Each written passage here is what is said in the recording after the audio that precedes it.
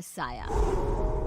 यूं तो बनारस घाट अपनी खूबसूरती के लिए बहुत प्रचलित है, पर घाट के किनारे कई राज लिए बैठे हैं। ये कहानी शुरू होती है बनारस के घाट के पास बने ममता निवास से, जहां प्रिया लाल जोड़े में ममता के घर उसकी बहू बनकर आती है।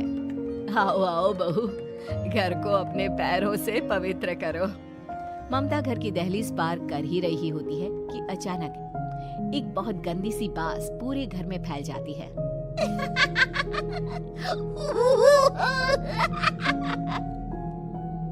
ये बदबू और ये आवाजें, ये कौन हंस रहा है माँ?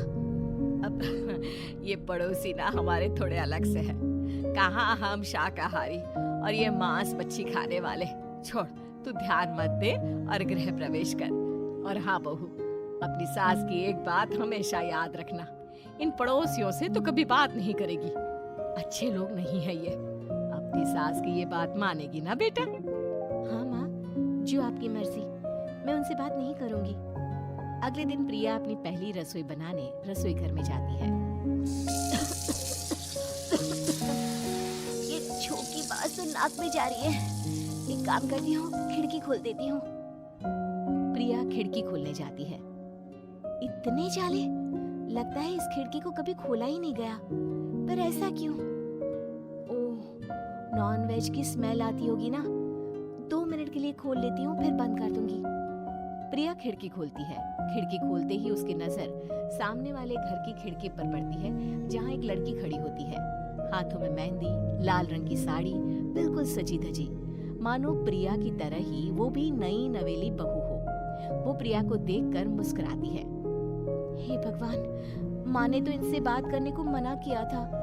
प्रिया फौरन ही खिड़की बंद कर देती है और तवे पर चढ़े रोटी की ओर देखने लगती है, पर वहाँ रोटी न होकर मछली पड़ी होती है। ये क्या? पहली ही रसोई में इतनी बड़ी गलती। हे भगवान, अब मैं क्या करूं? प्रिया बहुत डर जाती है और फौरन रसोई की सफाई करने और फिर सभी के लिए खाना बनाने लग जाती है। जब वो सबको खाना परोसती है, सब तो ठीक है, मैं बेकार में चिंता कर रही थी। हे भगवान, ऐसे ही बस अपनी कृपा बनाए रखना। रात के वक्त जब सब सो रहे होते हैं, तब प्रिया को पायल की आवाज सुनाई देती है, जिससे उसकी आंख खुल जाती है। ये पायल की आवाज कहाँ से आ रही है? प्रिया उठकर उस आवाज के पीछे छत की सीढ़ियों तक जाती है। तभी उसे बच्चे के रोने की आवाज आती है। प्रिया छत पर जाती है तो क्या देखती है? वही लाल साड़ी वाली लड़की अपनी गोद में एक नवजात बच्चे को घुमा घुमा कर सुला रही है। तभी प्रिया की नजर उसके पेट पर पड़ती है।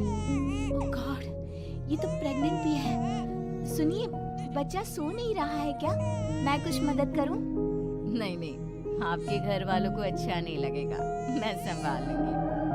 स्नेहा की गोद से बच्चा हाथ मारकर प्रिया की गोद में आने को छटपटाने लगता है। दोनों घर अगल बगल में बने होने के कारण प्रिया उस बच्चे को गोद में ले लेती है। प्रिया के पास आते ही वो सो जाता है। बच्चे का वो स्पर्श रात भर प्रिया भूल नहीं पाती और अगली सुबह वो छत पर कपड़े सुखा रही होती है। तभी उसे एक औरत इशारा करके बुलाती है। स्नेहा कह रही थी बाबू तुम्हारी गोद में आते ही सो गया। मैं गौरी, स्नेहा की माँ हूँ। बहू, घर आना, बाबू को खिला भी लेना। शाम को जब घर पर कोई नहीं रहता, बच्चे से मिलने के लिए प्रिया छिपकर अपनी पड़ोसन के घर चली जाती है और कुछ देर बच्चे को खिलाकर वापस लौट आती है। इसके कुछ दिन बाद ही प्रिया को पता चलता है कि वो माँ बनने वाली है। ममता की खुशी का ठिकाना नहीं रहता।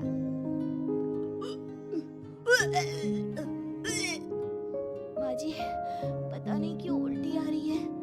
प्रिया भागती हुई वॉशरूम में जाती है तो हरे और लाल रंग की उल्टी करती है। उस उल्टी में से कीड़े निकलते हैं। ये क्या? खून और ये कीड़े!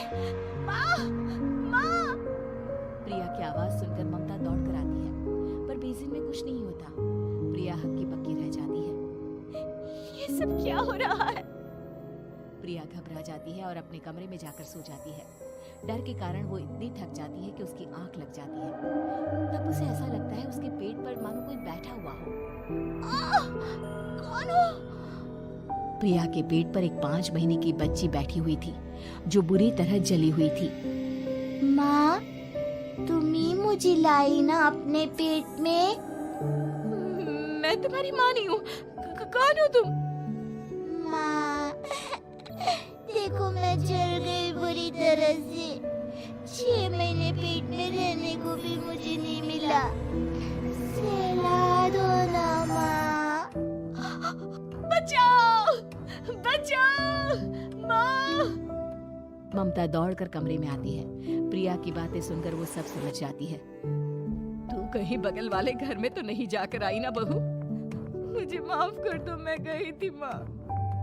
उस घर में सब मरे हुए हैं बहू। कई साल पहले स्नेहा उस घर में बहू बनकर आई थी। कुछ ही दिन में वो एक बच्चे को जन्म देने वाली थी।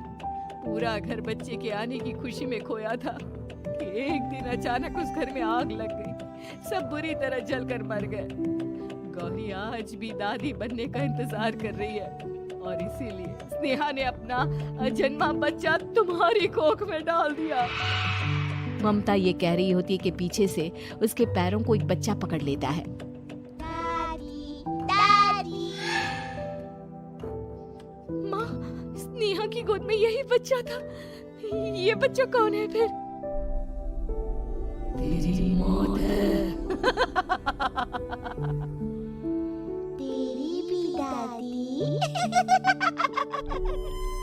जिस चीज का ममता को डर था वही हो गया। ममता निवास के ऊपर मौत ने चादर बिछा दी थी।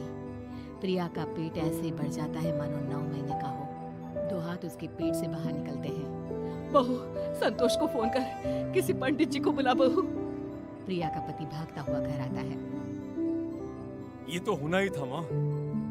तेरा पाप तेरे सामने आ गया तो तू सह नहीं पा रही है। स्नेहा घर में आग लगी नहीं थी, माँ ने लगाई थी प्रॉपर्टी की लालच में। और वो बच्चा मेरी पहली पत्नी का बच्चा है, मेरा बेटा, जो कि उस आग की चपेट का शिकार हो गया था।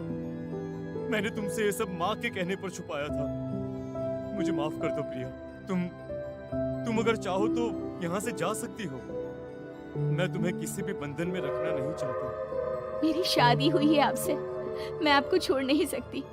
पर उससे पहले हमें स्नेहा, उसकी माँ और बच्चे की आत्मा की शांति करवानी होगी। संतोष और ममता गौरी के घर जाते हैं। अंदर सब कुछ जला हुआ होता है। जमीन पर जली हुई लाशें बिखरी हुई थी।